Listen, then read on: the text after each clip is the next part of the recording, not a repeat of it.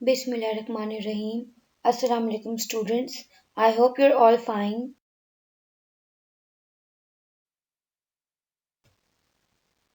As you know, we were studying unit number 13, environmental pollution, and the topics of our today's lecture are types of pollution, reducing pollution, the 3 R's, environment watch.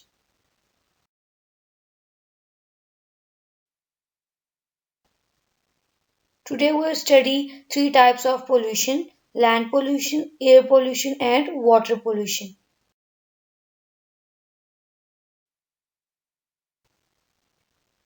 Land pollution. When waste is not disposed of properly, it causes land pollution. जब हमारा waste properly destroyed नहीं होता तो उसकी वजह से land pollution cause होती है. Land pollution is the pollution of earth by solid and liquid waste which is produced as a result of human activities.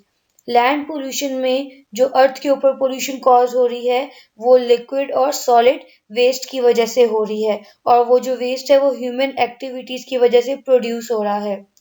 Causes: chemical waste produced by factories and human sewage, dumping of litter on the ground, overuse of pesticides and herbicides, and construction debris are some of the causes of land pollution.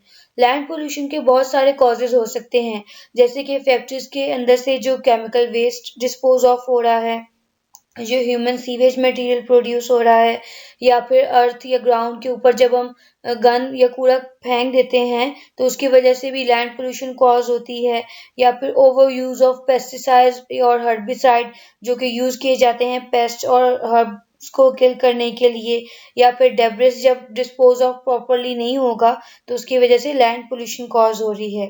Effects: land pollution not only damages the soil, it also has very harmful effects on the entire ecosystem. Land pollution का effect सिर्फ अर्थ के ऊपर वाले surface पे नहीं होता बल्कि soil में भी होता है और इसके जो हार्मफुल इफेक्ट्स हैं वो हमारे इंटायर इकोसिस्टम को भी डिस्ट्रॉय कर रहे होते हैं. When toxic chemicals are dumped onto the ground, they get absorbed into the soil. जब टॉक्सिक केमिकल्स को ग्राउंड के अंदर डंप किया जाता है तो उसको सॉइल एब्जॉर्ब कर लेती है. From there, the roots of plant absorb these poisonous chemicals. वहां से जो प्लांट्स ग्रो कर रहे होते हैं उनकी रूट्स में ये पॉइजनस केमिकल जाके एब्जॉर्ब हो जाते हैं. These plants are then eaten by herbivores. Herbivores in turn are eaten by carnivores and human beings. उन प्लांट्स को फिर हर्बीवोर्स खाते हैं और हर्बीवोर्स को कार्निवोर्स या फिर ह्यूमन बींग्स कंज्यूम करते हैं. In this way, these toxic chemicals are transferred from one living thing to another. और इस वजह से ये जो टॉक्सिक केमिकल्स हैं ये एक लिविंग ऑर्गेनिज्म से दूसरी लिविंग ऑर्गेनिज्म में ट्रांसफर हो रहे हैं और इसकी वजह से हमारी पूरी इकोसिस्टम डिस्ट्रॉय होती है.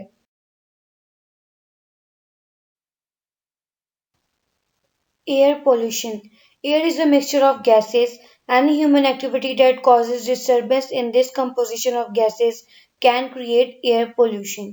जो हमारी एयर होती है वो गैसेस का मिक्सचर होती है. तो किसी भी ह्यूमन एक्टिविटी की वजह से अगर इस गैसेस की जो कंपोजिशन है उसमें डिस्टर्बेंस कॉज होती है तो उसकी वजह से एयर पोल्यूशन होती है. Air pollution is the contamination of air by toxic substances. Air pollution का मतलब है कि एयर का कंटेमिनेट हो जाना टॉक्सिक सब्सटेंसेस की वजह से. Causes: some of the main causes of air pollution are smoke from traffic and the burning of fossil fuels such as coal, gas and oil. Air pollution का जो main cause है वो है कि जो स्मोक रिलीज होती है traffic से, बर्निंग ऑफ फॉसिल फ्यूल से, कोल से, गैस से या फिर ऑयल से. Smoke from factories and industries make the air impure. जो फैक्ट्री और इंडस्ट्रीज से स्मोक रिलीज होती है वो हमारी एयर को इम्प्योर करती है. Natural disasters like wildfires and volcanic eruptions are also responsible for causing pollution in the air. जो नेचुरल डिजास्टर्स हो रहे होते हैं जैसे कि वाइल्ड फायर जहाँ पे आग लग जाती है या फिर वॉल्केनिक इरप्शंस की वजह से भी एयर पोल्यूशन कॉज होती है. Effects: air pollution is harmful for human health. Air pollution human health के लिए बहुत ज़्यादा हार्मफुल है Breathing in polluted air can cause many breathing disorders such as asthma and bronchitis. Harmful या फिर इस पोल्यूटेड एयर को जब हम ब्रीथ इन करते हैं तो उसकी वजह से हमें डिफरेंट ब्रीथिंग डिसऑर्डर्स कॉज हो सकते हैं जैसे कि एस्थमा या फिर bronchitis. You know that there is a protective layer in our atmosphere known as the ozone layer. आपको पता है कि हमारी एटमॉस्फेयर में एक प्रोटेक्टिव लेयर मौजूद है जिसको हम ओजोन लेयर कहते हैं. Air pollution is damaging the ozone layer which protects the earth from the harmful rays of sun. Air pollution की वजह से ये जो ओजोन लेयर है ये डैमेज हो रही है और उस ओजोन लेयर का काम था हमारी अर्थ को प्रोटेक्ट करना उन हार्मफुल रे से जो कि सन से हमारी अर्थ पे आ रही हैं. लेकिन जब एयर पोल्यूशन की वजह से ये ओजोन लेयर डैमेज हो रही है तो वो हार्मफुल रेज भी हमारी अर्थ तक आ जाती हैं.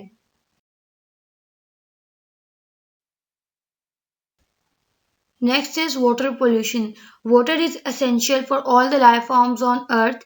70% of the Earth's surface is covered by water. Water सभी ह्यूमन बींग्स या फिर लिविंग बींग्स जो हैं उनके लिए ज़रूरी होता है और जो अर्थ का 70% सरफेस है वो वाटर से कवर्ड है. Clean and pure water is needed by every human being. But are we sure that we really drinking pure and clean water?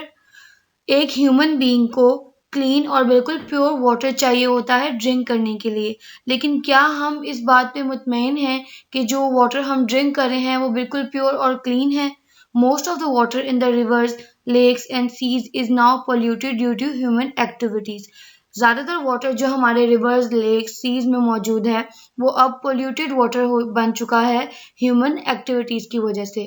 Causes: some of the biggest sources of water pollution are oil spills, untreated human sewage, pesticides, herbicides, fertilizers and industrial waste.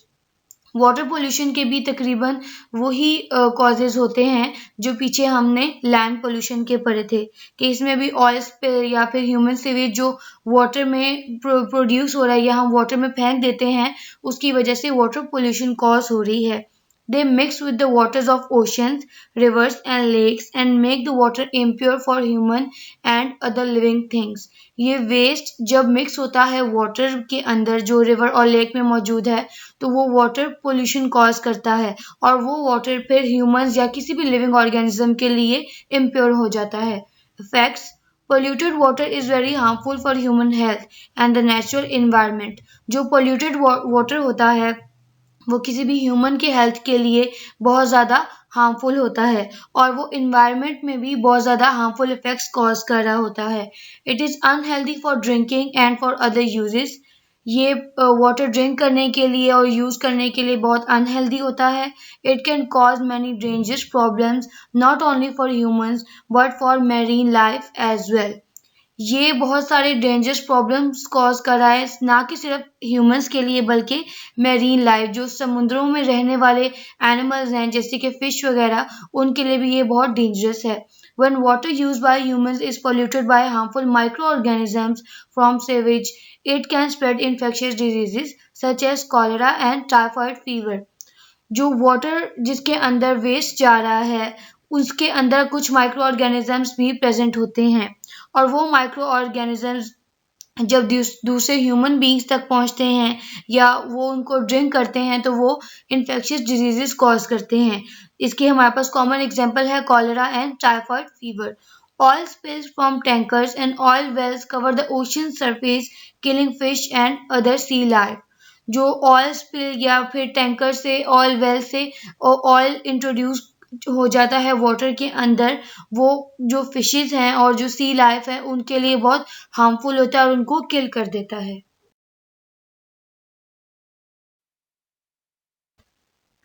Reducing pollution. There are a number of things you can do to reduce pollution. Pollution को reduce करने के लिए हमारे पास बहुत सारे different तरीके हैं. Remember the 3 R's. 3 R's आपने याद रखने हैं. ये टॉपिक अभी हम आगे स्टडी करेंगे. Recycle as much as possible. जितना आप चीज़ों को ज़्यादा रिसाइकल कर सकते हैं उतना करें. Plant more trees. जितने ज़्यादा ट्रीज उगाए जाएंगे उतनी ज़्यादा पोल्यूशन रिड्यूस होगी.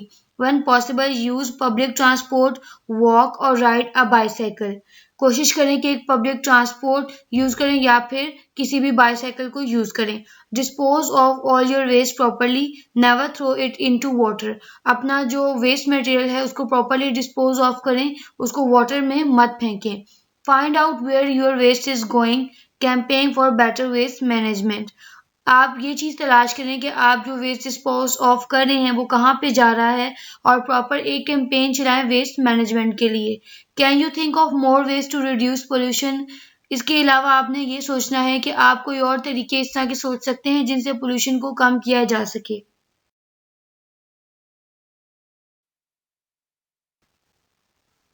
The three R's. We can keep our environment clean by reducing waste, reusing old things and making new things out of old ones और recycling. हम अपने environment को clean रख सकते हैं waste को reduce करके, पुरानी चीज़ों को reuse करके या फिर जो पहले की हमारे पास चीज़ें हैं उनको recycle करके कोई नई चीज़ बना के। Remember the three R's. अब हमने 3 R's study करने हैं। First R is reduce. If we reduce the amount of things we buy and use, we will have less to throw away. अगर हम जितनी चीज़ों को यूज़ कर रहे हैं या बाय कर रहे हैं उनके अमाउंट को कम कर दें तो हमारे पास चीज़ों थ्रो करने के लिए भी कम हो जाएंगी। Turn off the air conditioners, lights and fans when you leave a room. जब आप किसी रूम से बाहर आते हैं तो जो एयर कंडीशनर और लाइट या फिर फैन वहाँ पे चल रहे हैं उनको टर्न ऑफ कर दें। Suggestions, do not buy things you do not need. इसमें आपके लिए सजेशन ये हो सकती है कि ऐसी चीज़ों को मत खरीदें जो आपको नहीं चाहिए। Use cloth instead of paper as napkins and to clean things. किसी भी चीज़ को साफ करने के लिए क्लॉथ को यूज़ करें। Avoid disposable items. Disposable items को अवॉइड करें। Buy things that will last for a long time. ऐसी चीज़ों को बाय करें जो कि ज़्यादा देर तक आपके पास यूज़ हो सकती हैं।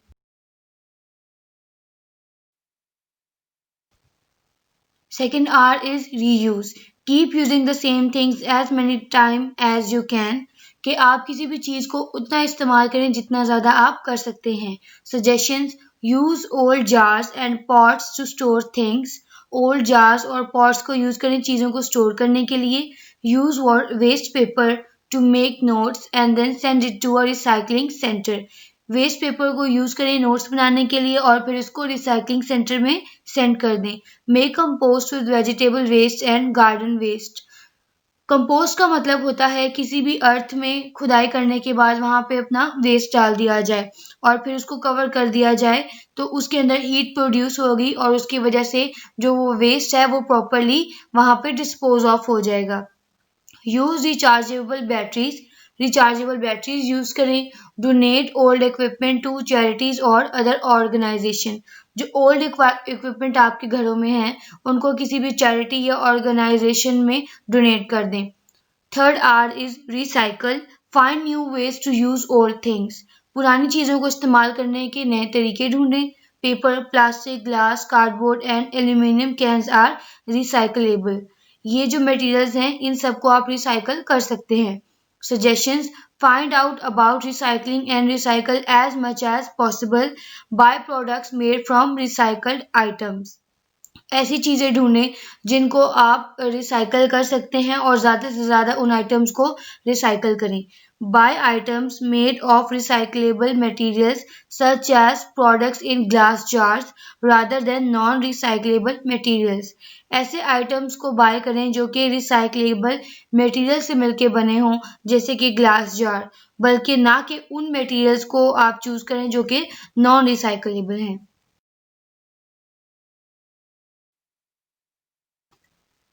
Environment watch. Any significant change in Earth's temperature, wind or humidity is considered to be climate change. अर्थ के टेम्परेचर में, विंड में, ह्यूमिडिटी में किसी भी चेंज को हम क्लाइमेट चेंज कहते हैं। Biggest reason for climate change is human activity. Climate change की सबसे बड़ी वजह ह्यूमन एक्टिविटी है। Most damaging human activities are burning fossil fuels, gas, oil, and coal, and changing landscape through deforestation, filling swamps. Climate change causes sea levels to rise and natural disasters to occur more frequently. Climate change की वजह से सी levels बहुत ज़्यादा rise कर जाते हैं और natural disaster बहुत ज़्यादा अकर होने लग जाते हैं। Natural disasters like floods, fires, and landslides are causing devastation around the world by destroying lives, land, crops, and homes. जो नेचुरल डिजास्टर्स हैं जैसे कि फ्लड्स, फायर्स या फिर लैंडस्लाइड्स, उनकी वजह से हमारे जो वर्ल्ड है उसमें बहुत सारे हार्मफुल इफेक्ट्स हो रहे हैं, जैसे कि बहुत सारे लोगों की जानें ज़ाया हो रही हैं, लैंड को, क्रॉप्स को और होम्स को बहुत ज़्यादा नुकसान पहुंच रहा है।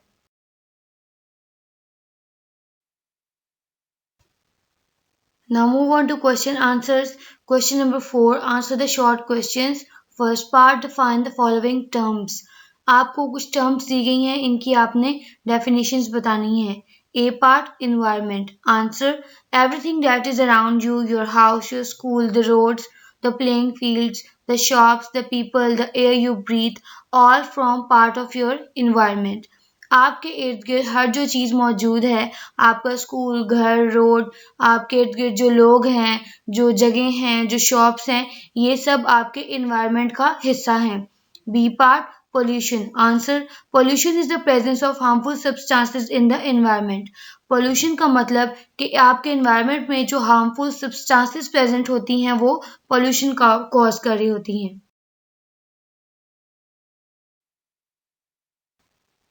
Question number 5, complete the following table.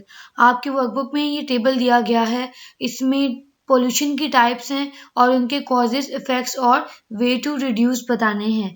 तो ये आपने इसी तरह इसको फिल कर लेना है। सबसे पहले है लैंड पोल्यूशन और इसके कॉजेज हैं chemical waste, human sewage, dumping of litter on the ground, pesticides in herbicides, debris. Effects हैं इसके damage oil, effects on entire ecosystem, और इसके वेज टू रिड्यूस हैं रिसाइकल और प्लांट मोर ट्रीज।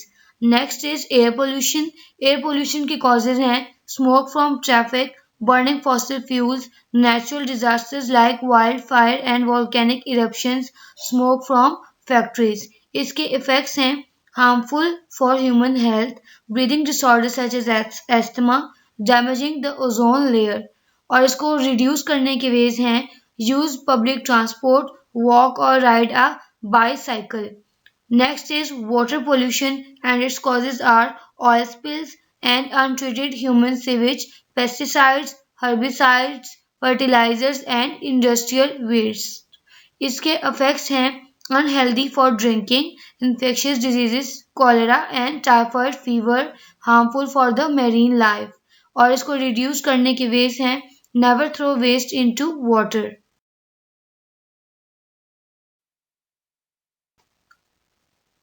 अब आपके वर्कबुक के पेज नंबर 20 पे एक फन पेज दिया गया है और इसका जो फर्स्ट क्वेश्चन है ये आपका होमवर्क है। इसके बाकी जो क्वेश्चंस हैं ये आपके उस चैप्टर में से हैं जो आपके सिलेबस में नहीं है, तो आपके लिए जो होमवर्क है वो सिर्फ फर्स्ट क्वेश्चन है। इसमें आपको कुछ पिक्चर्स दी गई हैं और ये पिक्चर्स जो हैं इसमें डिफरेंट चीज़ें बनाई गई हैं। आपने नीचे बॉक्सेस में फिल करना है कि ये बायोडिग्रेडेबल है या नॉन बायोडिग्रेडेबल है। जो मटेरियल बायोडिग्रेडेबल है उसके आगे आपने BD लिखना है और जो नॉन बायोडिग्रेडेबल है वो NBD लिखना है उसके आगे।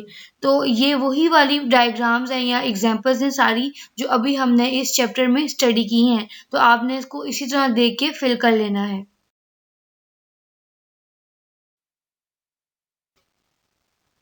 आई होप स्टूडेंट्स आपको आज का लेक्चर समझ आया होगा। मिलते हैं अपने नेक्स्ट लेक्चर में, तब तक के लिए अल्लाह हाफिज, स्टे होम, स्टे सेफ।